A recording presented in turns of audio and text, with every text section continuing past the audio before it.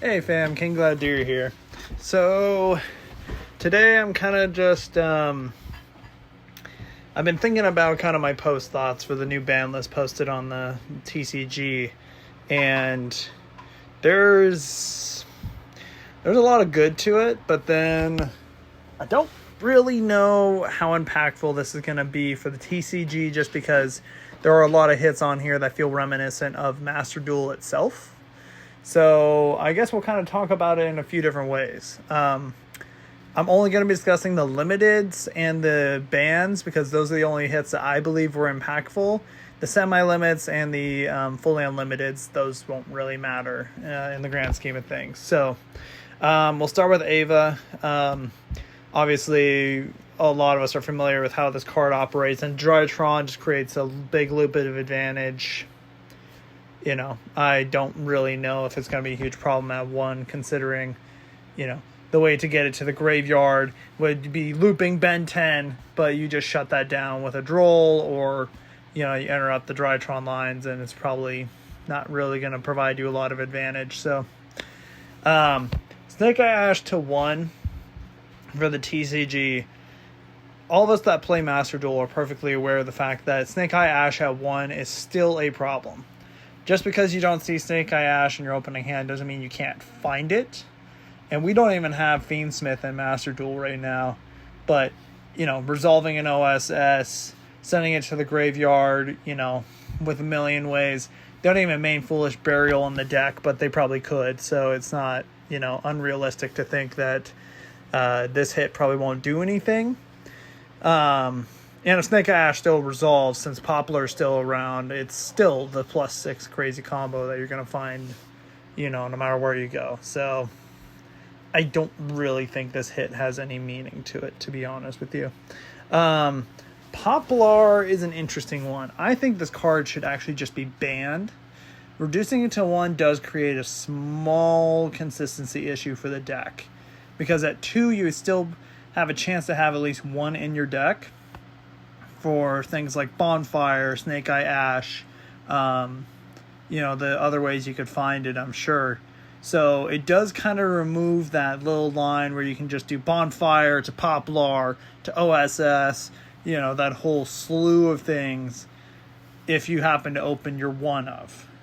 But in a 40 card deck, opening a 1 of, you know, there's ways to kind of mitigate that. So I think that in the grand scheme of things, this really doesn't solve the issue of the Snake Eyes resource loop.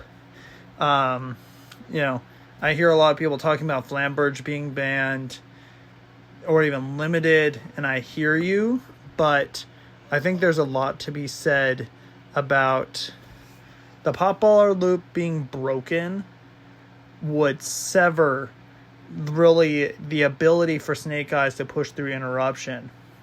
Because now it turns off Bonfire. Snake Eye Ash doesn't have a meaningful search on its own turn if you have to use it as a normal summon. It's another level 1 body you get removed from the loop, so you only have Ash and Oak. And I think, what's that other one? That one that never gets played. So, and more importantly, Poplar's ability to recur fire from the graveyard to then be used as a resource for OSS, or for Flamberge to revive, or from the field spell, depending on the list. You know, it removes a whole lot of issues from the deck, in my opinion. So I really think this isn't going to do anything. The gimmick puppet stuff, I hope Konami pre-hits this stuff before it comes to Master Duel, because the gimmick FTK is ridiculous. It should not exist. Please just limit both of these before this next pack, guys. I feel bad for Branded, man. In Master Duel, they've been just eviscerated on the ban list, and thankfully there's ways to play through it. Branded Fusion getting hit for the sins of Konami deciding just to use them as testing ground for broken mechanics really doesn't feel fair to the people that love the lore and the way the deck plays. So, sorry TCG players, welcome to the Master Duel boat. Hopefully you guys can get online and take some notes from us about how to stack the deck. Opening of the Spirit Gates. This actually was on my predictions to get limited prior to it in Master Duel. I honestly didn't think TCG was going to look at this as a potential ban for them or even a limit. I thought they were going to go after one of the Unchained cards, because personally, for me,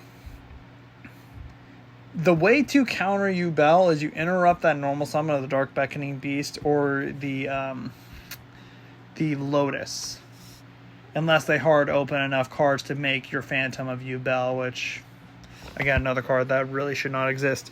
Anyway, this really does create a nice choke point in the main combo line, though, for two reasons. You only have it as a one-of, so your chances of opening aren't great. Main decking Ghost Ogre against this can really screw up a lot of things for the deck, simply because the discard's a cost. You already have this card on field, so you're going -2 to hopefully bring back something. And if that card is like a Spirit of Yubel that you wanted to have resolved through this to summon to search, Ghost Ogreing this opening could potentially just end the turn for Yubel. It still doesn't solve the issue, in my opinion, of the Spirit of Yubel, being a blocker, being a searcher, being a body to then use for extra deck plays, and then you make a Phantom. I think that's an absolutely ridiculous card design, but, maybe they'll address that later. Prosperity to 1, this is just a good hit for the game. We haven't experienced Tenpai yet in Master Duel, but, oh god. I'm really glad they have a lot of these pot cards already limited in Master Duel, because the ability to OTK through Prosperity is insane, and the ability to find any card in a deck that their whole goal is to destroy you on that one turn or they're not going to win, so they can just go all in and hope they find what they need. Same with the Sengen Summoning. This is the field spell for Tenpai that makes it so everything's invulnerable. So, hopefully we see this limited coming to Master Duel too. TCG's getting Grass back is an interesting little card to see. I think it's the price that Brandon's paying to get Grass back, personally. I think this is a trade offer that somebody accepted. It'll be interesting. Skill Drain to 1. Skill Drain should never be at more than 1, or they should be banned, in my opinion. Ridiculous card. RDA could even use this thanks to Bone Archfiend. But we don't because we like our monster effects. All the same. Good thing. Gone. So now we'll address the bans. Calamity obviously need to go. Appaloosa, I hope they ban this in Master Duel 2. A ridiculous extra deck piece that's just a multiple monster negate, alongside having multiple ways to protect it through the battle phase now between Yubel, Nightmare Phoenix, Link Rebel still existing in Master Duel itself. This needs to go. The Lacrima being banned, this is a good hit for TCG. I'm really glad that they were able to do it, but I don't think this is going to happen in Master Duel. Personally, I hope they at least ban Beatrice pre-release, because she sets up a lot of toxic things through the Fiend Smith engine. Anyways, guys, this wasn't an amazing list for me, personally. I really think that Konami decided to scratch the surface, and they're still thinking about their bottom line a little bit rather than the player's health and the player enjoyment, which I think is kind of a weird way for them to try to address it, because player happiness usually results in more money. But all the same, this was the TCG ban list. I'm hoping that Konami decides to do things a little better. Banning things like Ibli from Master Duel. I don't know why Ibli exists in any fashion, any format. I think that card is absolutely ridiculous, and the fact that Yubel is using it now. Oof. Appaloosa, Beatrice. Calamity's already banned in our format, so thank God. Opening of the Spirit Gates could definitely be limited in our game, and I don't think anybody would think the worst of it unless you just love Yubel. I think that's probably about it, guys. I think this is kind of my afterthoughts with this ban list. It felt a little underwhelming to me, personally, because I think everyone had the high expectations of this ban list just to nuke everything and destroy, these decks that have just been plaguing the metagame for way too long now. I think that, unfortunately, this is going to be a symptom of how Yu-Gi-Oh! Is going to go in the future, where rather than doing a big explosive ban list, they're going to take care of some of the immediate problems and hope that people are satisfied enough, but I don't believe that's the way to do it, man. I really don't think that Konami, I don't think Konami really has an understanding of how much frustration the player base is at right now, and I really hope that, those of you that participate in the TCG are happy enough with this list to continue to play this game. And I really hope the Master Duel ban list feels a little better than this, because we already deal with Max C in that format. I realize we choose to play that format, so it's kind of our own issue. But when you start adding Max C on top of already these horribly toxic strategies, it really makes it hard to want to stay with the game sometimes. Anyway, I think that's about it for me, guys.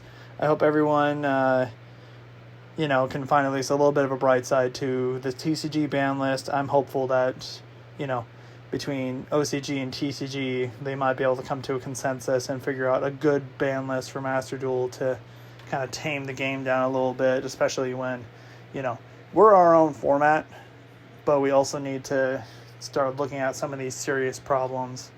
Duel is kind of running rampant, and Fire King Snake Eyes is a really strong deck that is only going to get more powerful with time here. So I think that if they start really being proactive on some of these cards, we can probably have a more fun game again. Anyway, I hope everyone is having a great day. Have a great Labor Day weekend, and have a good one.